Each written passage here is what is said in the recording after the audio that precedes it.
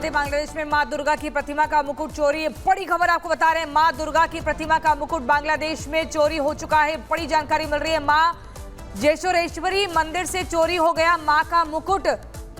और ये आपको बता दें, पीएम मोदी ने उपहार में मंदिर को मुकुट दिया था। जानकारी मिल रही है वही मुकुट जो है चोरी हो चुका है। बांग्लादेश की एक खबर है जहां दुर्गा मंदिर से मुकुट चोरी हो जाता है। प्रधानमंत्री नरेंद्र मोदी ने उपहार में ये मुकुट दिया था। तो ये तस्वीरें उस वक्त की हम आपको दिखा रहे हैं जब पीएम नरेंद्र मोदी ने ये मुकुट दिया था। और ये वो मूर्ति है जहां से मुकुट अब चोरी हो चुका है। ये बांग्लादेश की माता का मंदिर है, मां जेशोरेश्वरी मंदिर में चोरी हो गया है ये मुकुट। पीएम नरेंद्र मोदी ने उपहार में दिया था। उस वक्त की ये तस्वीर आपको दिखा रहे हैं जब पीएम नरेंद्र मोदी ने मां जेशोरेश्वरी मंदिर में ये मुकुट उपहार में दिया था। और अब ये मुकुट चोरी हो चुका है। ये बड़ी खबर इस वक्त सामने आ रही है। फिलहाल मां दुर्गा के 51 शक्तिपीठों में से एक हैं शक्तिपीठ मां जेशोरेश्वरी, जहां से ये मुकुट चोरी हुआ है। और जाहिर तौर पर बांग्लादेश के हालात जैसा कि आप लगातार देख रहे हैं, समझ रहे हैं। और उसके बाद ये दो तस्वीरें हम आपको दिखा रहे हैं। पहली तस्वीर तब की जब पीएम नरेंद्र मोदी ने 2021 में मुकुट उपहार में दिया था, और ये दूसरी तस्वीर मुकुट चोरी होने के बाद की। बड़ी खबर आपको बता रहे हैं, प्रधानमंत्री नरेंद्र मोदी का उपहार मंदिर से चोरी हो जाता है। आप तस्वीरें देखिए, कितने भाव से, कितना श्रद्धा भाव से पीएम मोदी बांग्लादेश पहुंचे थे इस मंदिर में और मुकुट चढ़ाया था, और वो मुकुट चोरी हो चुका है।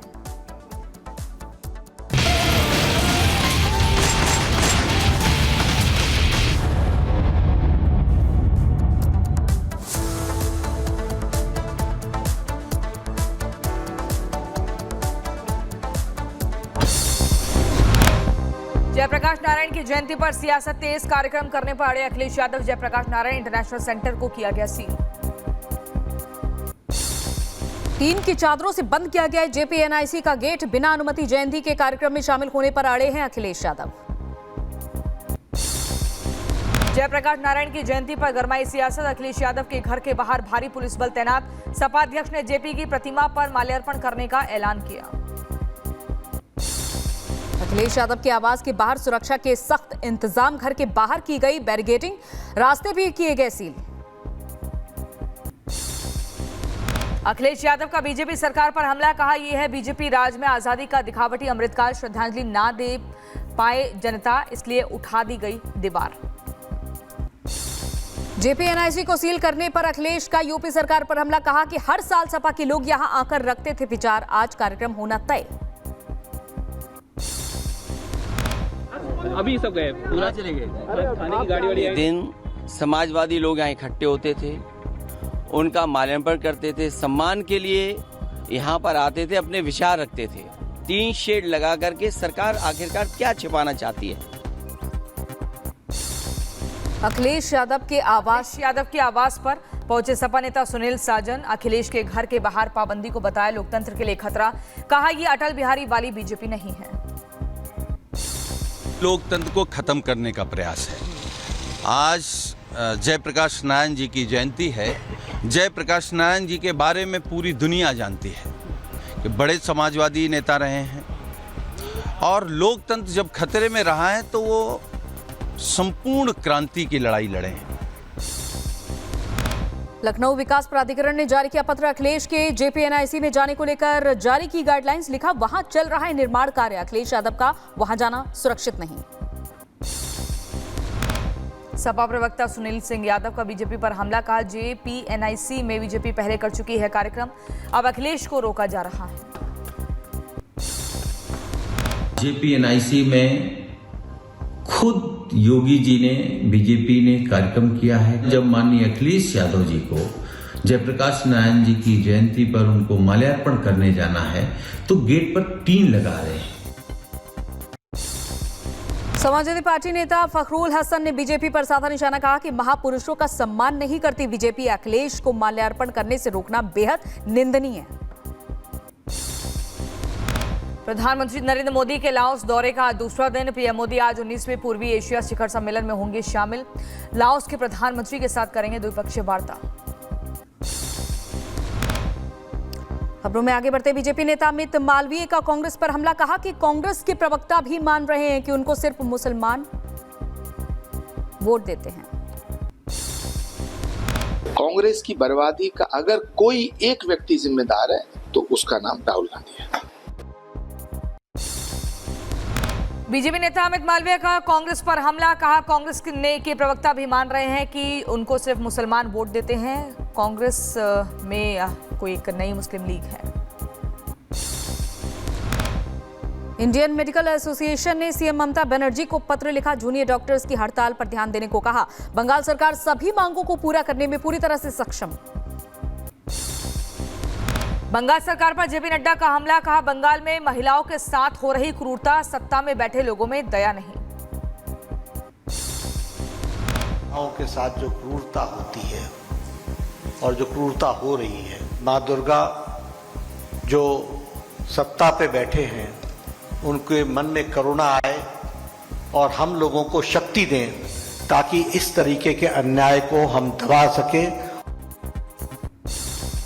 आरएसएस नेता सुरेश भैयाजी जोशी का जाति पर बड़ा बयान, बोले जिस तरह सीमाएं लोगों के बीच विभाजन नहीं करती उसी तरह जन पर आधारित चीजें लोगों को विभाजित नहीं कर सकती।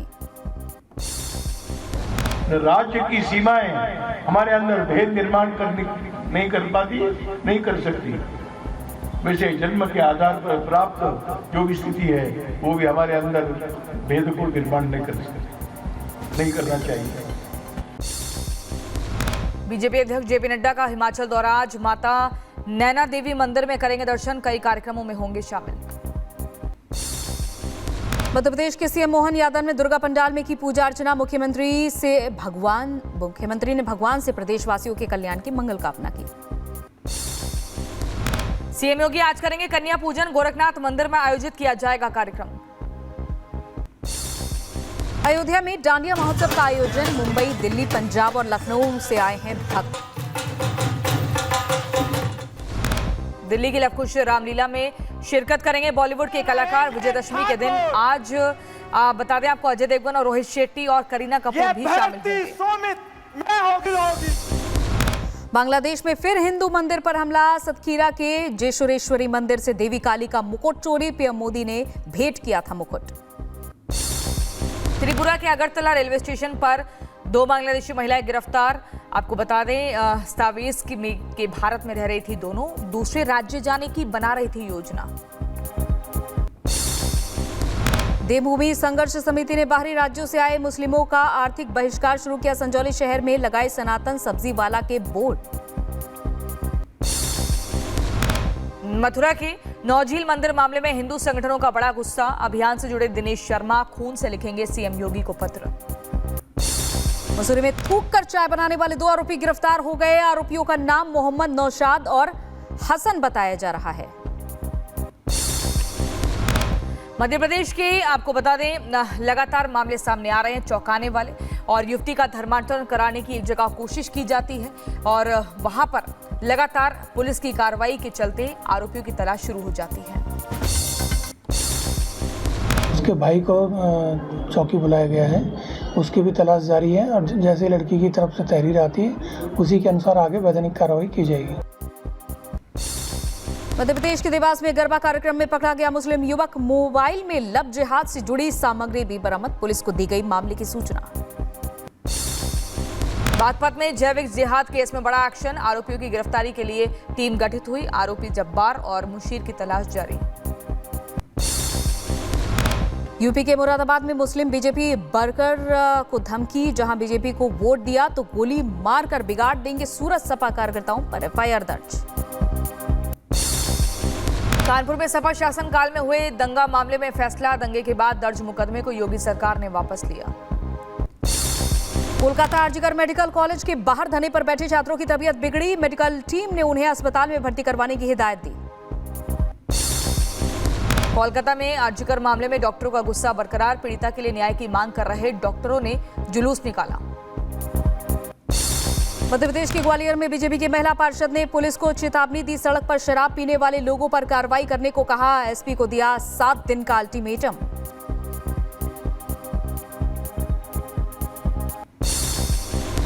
मुंबई में भारी बारिश के बाद कई इलाकों में पानी भरा, सड़कें पानी दरिया में तब्दील हुई, पानी में डूबे दिखे लोग, आम जनजीवन अस्त व्यस्त हुआ। मुंबई में आंधी तूफान के साथ तेज बारिश, पानी में डूबी सड़कें, आईएमडी ने जारी किया येलो अलर्ट। मुंबई में भारी बारिश का कई इलाकों में दिख रहा असर, वडाला में भरा पानी, अंधेरी में सबवे बंद हुआ। मुंबई में तेज बारिश ने मचाया कोहराम, कई इलाकों में हुआ जल भराव, लोगों को हो रही है दिक्कत। मुंबई में बेमौसम बारिश से जनजीवन अस्त व्यस्त हुआ, चुना भट्टी में ट्रैफिक जाम, पानी भरने और बिजली कटौती की समस्या हो रही है।